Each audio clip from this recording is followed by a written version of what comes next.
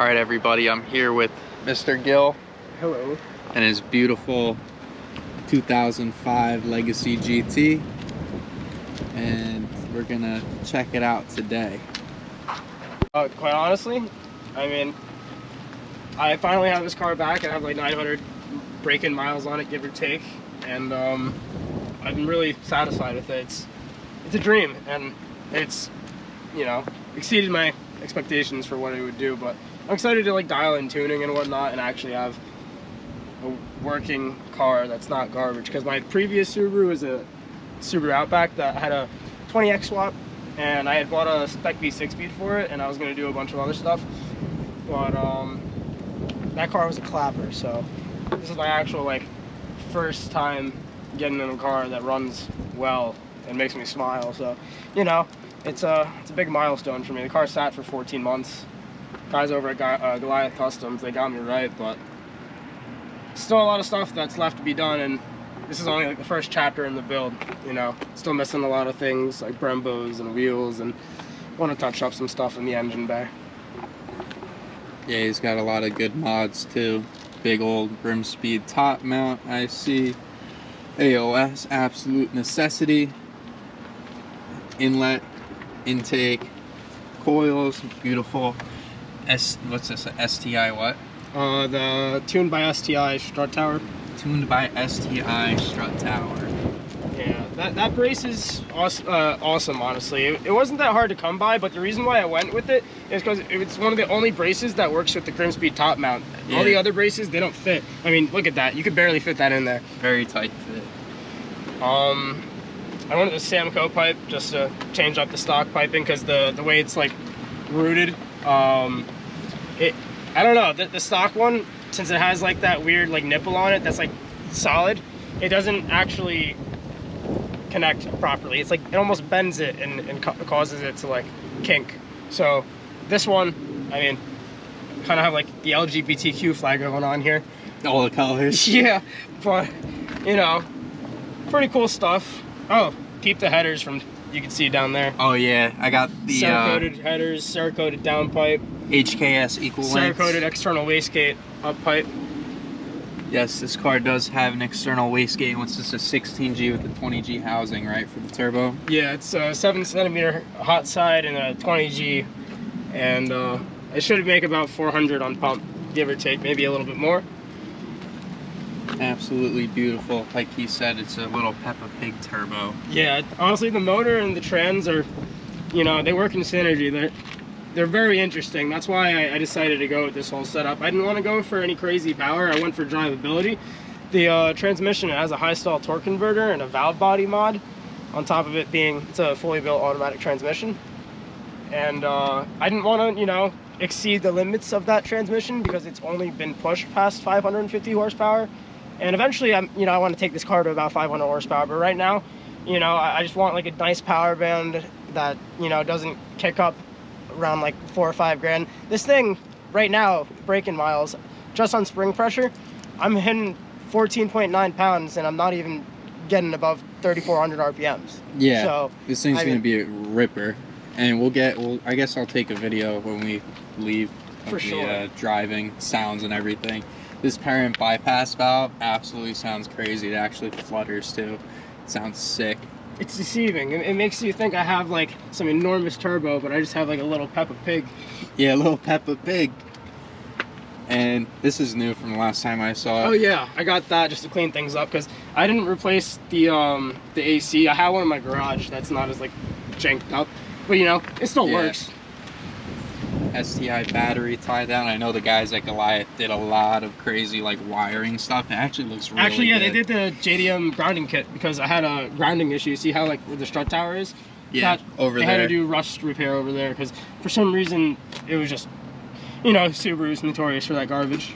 This one was my favorite. When I went there and I visited one day and I saw that, dude, I was like shit in a brick. I was like, that is so sick. That's like one of the ground wires, and then there's a couple like under the manifold. It's ridiculous, but they're very easy to get to. They did a fucking crazy good job. Like even this one, like they tucked it under here, and it's like under there. It's sick.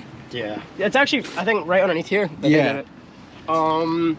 And then on top of that, I mean, we got the same thing going on, just a different location. Injector Dynamics F750 fuel filter. Yep. Behind my fender, you can't see it, but I think you can see the wiring and some of the hoses for it. There's a thermostatic controller for oil and coolant. I forget exactly the branding on that, but that was a very awesome add-on. On top of that, down here I have a trans cooler. It's a low pressure drop, 4454 if I'm not mistaken. Nothing special. It just, you know, since it's a built trans, I wanted to increase it more so than. And this is another. This is power steering cooler, right? Yeah. I remember them like making that, right? Yeah, I had to replace everything. Yeah. Like, everything on this car is brand new. All the hoses. I mean, obviously, a lot of the other stuff is not new. The auxiliary, but everything that needs to be, you know, working functionally, they made sure to replace.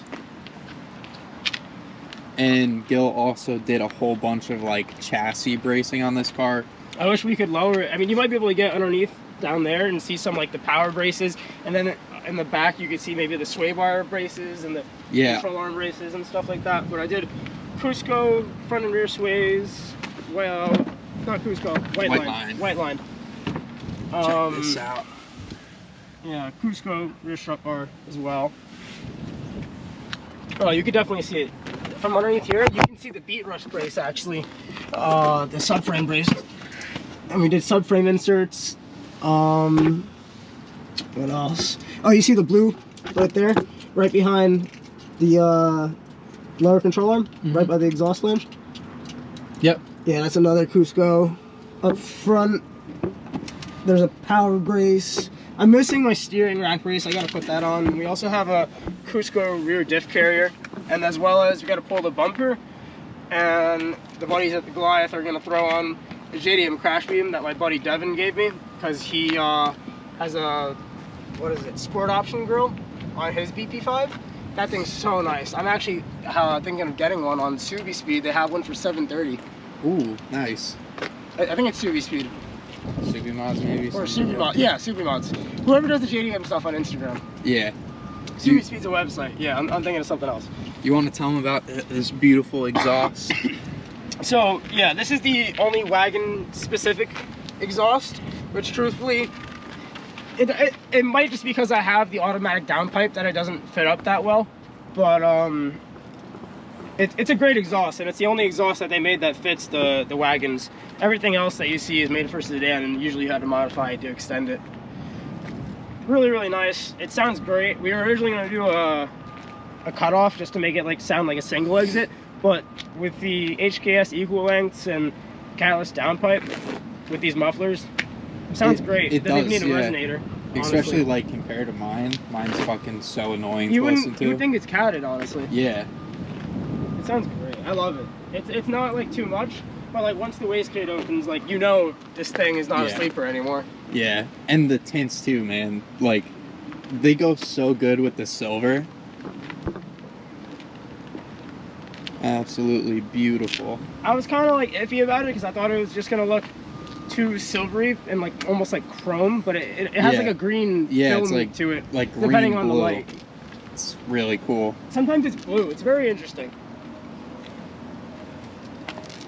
I gotta get some side skirts. I'm thinking of doing some like C-West skirts or K2 or something like that, because that stuff, yeah, that's what came on the car when I bought it, and it just looks like, you know, some eBay crap that was riveted in there or whatever. Yeah. I mean, eBay works.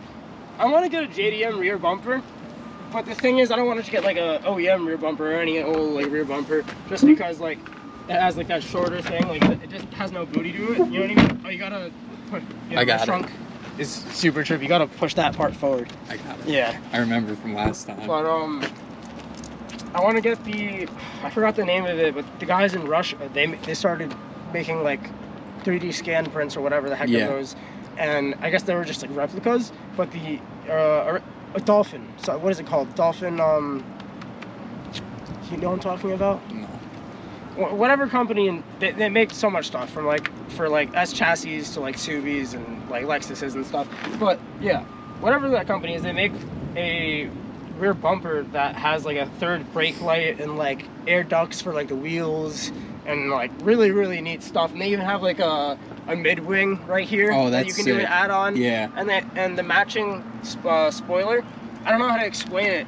It doesn't like flow like this. It almost like comes up. It doesn't look like a liberal spoiler at all, because it actually has like the little mounts for it. Like it actually comes up like really tall. Oh, that's gonna be cool. You should get that bumper, mid wing, and the wing. Some side skirts. They'll change the car.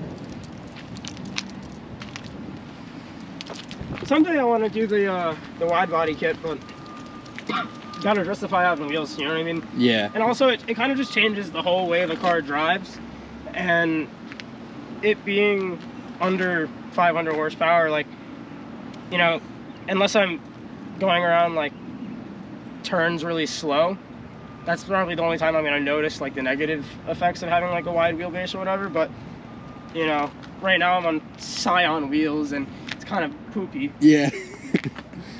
He got scammed on some work wheels. Yeah, they weren't fake. They were just completely beaten to shit and bent on the hubs. They were completely mint, aside from like the paint. The ceramic coating like thing that he did, it was also kind of weird. It was like chipping off. Yeah. Or, I don't think he actually like sprayed them. You know what I mean? Yeah. It looked like he. I don't know, honestly, because it still looked like it was a stock white wheel, but there was some kind of like powder on pink powder on it. I don't even think he actually did like a full cure. I don't think he put it in the oven. I think he just literally sprayed it, because it kind of looked like that to me. Yeah. So I guess now, you have anything else you want to say? I guess we'll get some driving clips. Driving. I mean, I kind of touched upon everything else that I did to it. I mean, I could talk a little bit about the motor. I don't think I said anything about that. Yeah. It's EJ20X, which is like the OEM legacy motor that comes in Japan, and it doesn't matter because people in the States, they swap them regardless of EJ20X or EJ20Y. Basically what that was, if it came paired with a manual transmission, that'd be the 20Y, or automatic, the 20X. But regardless, you know, it just happened to be that I got a 20X because they're more abundant. Yeah. And I decided to, because it blew up since the guy who sold me the car just decided to slap bearings in it like every other Subaru owner does that likes to screw people over. Because that's happened to me twice already. Yep. I decided to just rebuild the whole thing because it made no sense putting a stock motor in it just to like slap a 16G, not, you know, be happy. Sure, it would have been cool. I had all like the supporting mods and the fueling, but why am I going to throw all that fueling to make like 310 horsepower, you know, when I can make so much more? I kind of screwed myself over when I built the trans. That's where I went like diving deep into it. And yeah, because that trans is well more capable of what you're doing. Yeah, that's why I switched pistons and everything, because I was originally going to go with the Manley pistons and they didn't fit, but I was going to find the Manley strokers, but I decided to go with the JE piston, the custom stroker piston that they had. And I don't know, I just feel like, sure, Manley's great and all, but I had this like weird thing in my head that it wasn't gonna work, just because you know how they did all the blueprinting for the one prior to that? I didn't want to buy another piston and then like it would be protruding through the dome by like 0.5 millimeters, you know what I mean? Yeah. Because like it was supposed to be for this stroker like setup with the 2.5 crank, and I don't know if there was like a COVID parts manufacturing problem, but I decided to go with the JE because I also got a killer deal on it. If you look at me for a second, if you guys want to get some crazy piston deals, go to rvparts.com. I swear to God, I don't know who runs that company, but like for some strange reason they like have an overstock of pistons and they sell them for like dirt cheap. Yeah. I don't get it. Like I'll need that for when I put my 207 in. I got $700 pistons for like $300 and they're like actually authentic. I even called up JE and like told them the serial number or whatever, and they're like, yeah, we sold those. I think they said October of 2021. Yeah. Crazy stuff. Crazy stuff. I don't know if it's like just because they can't sell them because, you know, that website doesn't really have that outreach. Mm-hmm. Or because they also have listings on eBay. So I don't know what's up, if that was just like a typo of some sort. Maybe you just got lucky. No, but dude, even the Manly Pistons, I paid $650 for them, and they have them for like $455 or like $500. Wow. So I don't know. Maybe I'll definitely put that link. I'll definitely put that link for anyone that's trying to build the Subi motor. I don't understand it. It's super funny. So I guess we should get an exhaust clip, and then we'll get some sound clips from inside the car. Yeah, I want to definitely hear that turbo flutter and whatnot. Yeah. All right. Well, I'll get that exhaust clip going.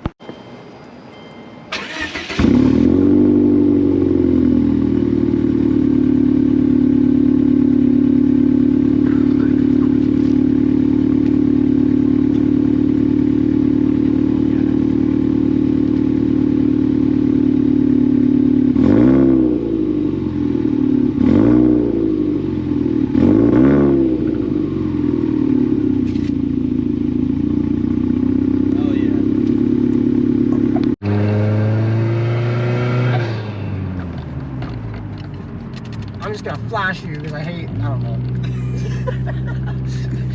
Stupid Ford.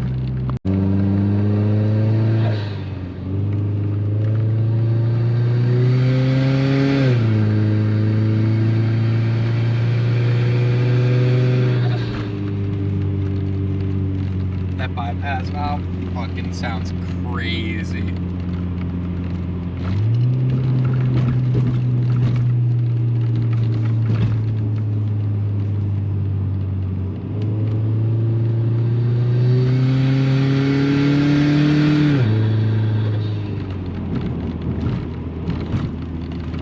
This thing's got a good power band, and like, it's sick that it's like the auto too, because it fucking like shifts so fast.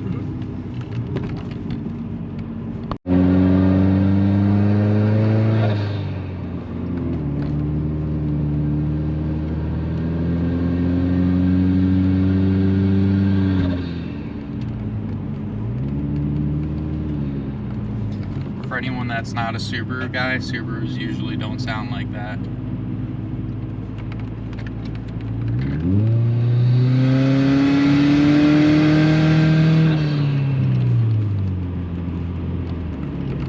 The handle's so nice. Yeah, it's all power braces and shit. So like stiff, but it's so like drivable. Yeah, it doesn't feel like I'm like static and like on my nuts, because it's not. It's such like a. It's honestly how it should have came from factory, because it gets rid of all the chassis flex. Yeah.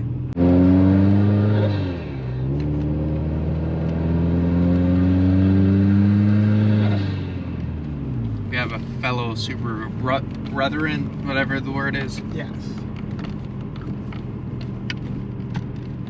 Fat single exit on the hatchback. Can't beat it.